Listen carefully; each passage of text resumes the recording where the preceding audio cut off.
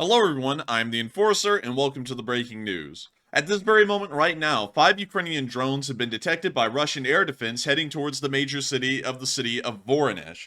Voronezh is a larger city within the Russian Federation that is around 200 to 250 miles away from the Ukrainian border. And according to the mayor's office of the city of Voronezh, they have detected the drones on the way and are telling the public not to panic. However, there is a good reason to panic, as Russian air defense has largely been proven within this region of Russia to be largely and mostly ineffective against incoming air targets, specifically Ukrainian drone attacks.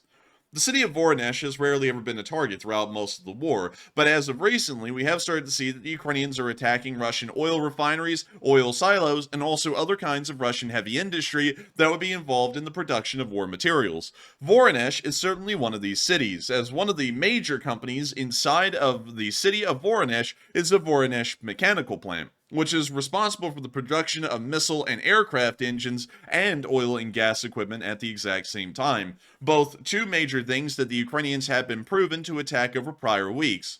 From what we understand, these Ukrainian drones may not only be going for the Voronezh mechanical plant, but maybe even other mechanical plants and factories throughout the city of Voronezh itself. If the Ukrainians are successful at hitting these targets here within the next 20 to 30 minutes, this means that more Russian war abilities may be taken entirely offline for the next several days or weeks, or maybe even months. Not only that, but considering that the Voronezh mechanical plant also produces oil and gas equipment, most likely meant to keep oil refineries running and operational, the knocking out of this factory may actually ensure that oil refineries that have been taken offline in prior days and weeks may be offline for even longer, as the Russians may lack the ability to produce the proper replacement parts and materials to get those factories up and running again. But nevertheless, this drone attack, as of right now, is still on the way, and we don't know the exact details and information to say whether this is going to be a major success or not. We have a feeling that some Ukrainian drones may end up being shot down, but some of them will make it to their target, as the case, as largely the case is that they usually always do, and we usually very rarely see Ukrainian drone failures as far as the attack is concerned.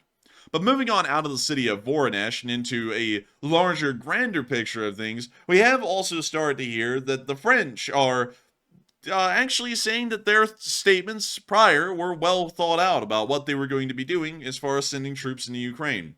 According to President Macron from Flash News Ukraine, he stated that his statements regarding the possibility of sending European troops to Ukraine was carefully thought out.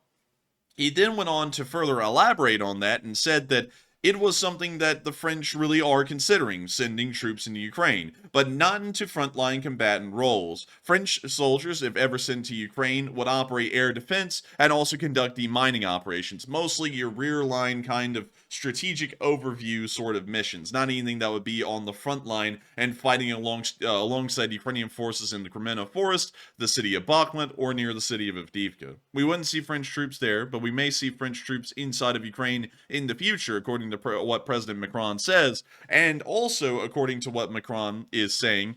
He has also stated that he does not believe that this is going to be increasing any kind of a belligerent threshold whatsoever in between the Western world and Russia. That is yet to be seen, but nevertheless, still showing that the French certainly have a major shift in thinking on the governmental level about their involvement in the Ukraine war. At the exact same time, the Ukrainians are also starting to have major governmental changes on who is in charge of what inside of the Ukrainian military. With the change of command from Budanov to Oleksandr Syrsky has come a brand new wave of replacements of former Ukrainian commanders with ones that are new and will be bringing new insights into the Ukrainian armed forces and maybe even new innovations and changes. According to information that has been stated today, President Zelensky has replaced the general of the logistics forces, Major General Oleg Hulyak. He has now been replaced by General Volodymyr Karpenko, who will be the new commander of the Ukrainian logistics forces. Logistics is a very important part of every war, and like Napoleon said, an army marches on its stomach. In the modern world, an army doesn't just march on its stomach, but it also marches on the tanks of gas within its vehicles. Because of this, logistics is an ever more increasing relevant part of warfare as time continues to progress and the future becomes more of a reality as tomorrow becomes today.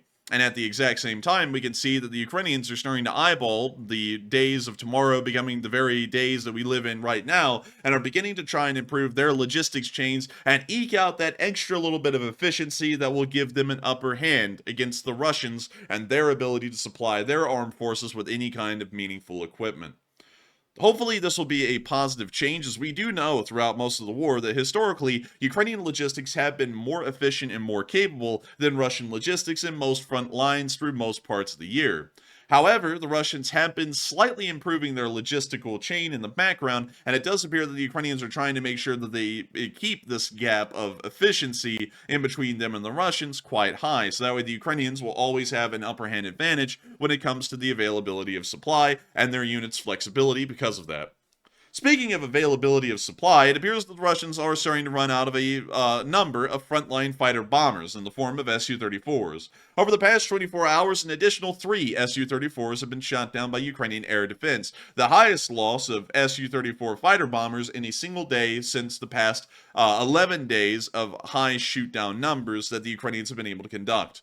We once again believe that these Su-34s are being lost due to a poor Russian air strategy, where Su-34s are being used at high altitudes to drop FAB-500 glide bombs onto Ukrainian positions.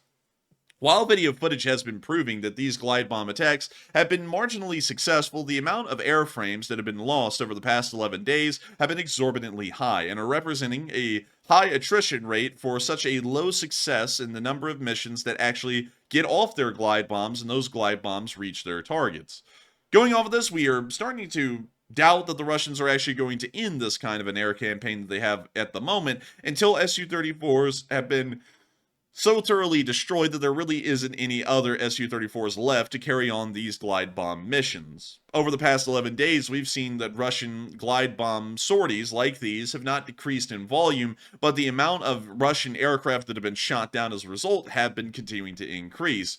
And the Russians appear to have no thoughts or plans of stopping these kinds of attacks anytime into the conceivable future, showing that they most likely will just lose the entire Su-34 fleet as far as they're concerned, or as far as they care. Moving on from that news, we also heard that apparently the Russians are once again running into some minor issues with drunkenness within the armed forces. So we got to see that today, due to poor driving, or maybe even impaired driving, a Russian Pantsir S1 flipped over on a right-hand turn in the city of Sochi and ended up face-planting onto the ground into the opposite lanes on the other side of the road. Here's the clip. Here comes the Pantsir. Here comes the flip. Right there into the middle of the street. It's a little interesting to see instances like these happening over and over and over, and it's also a little odd to see that this driver here goosed the Pantsir into the right-hand turn. If you notice, he's actually picking up speed the entire time until the truck flips over.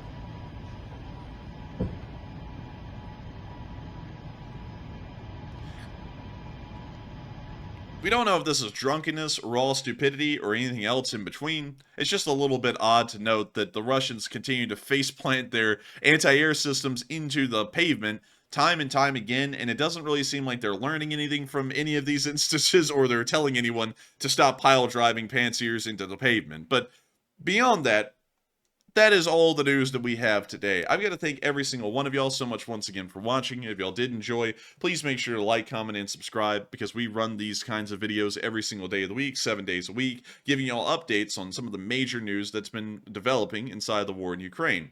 If you also enjoyed this and you want to help us to make these video projects possible, you can, of course, support us on Patreon. The link is in the description below. It helps us to make video projects like these possible and helps to keep our channel afloat, so that way we can continue to cover news like this, and not only that, continue to fundraise for Ukraine through our YouTube giving fundraisers that are run on our live streams every single Sunday at 10 p.m. Eastern Time. But with that, thank you all so much once again, and I will see you all in the next one.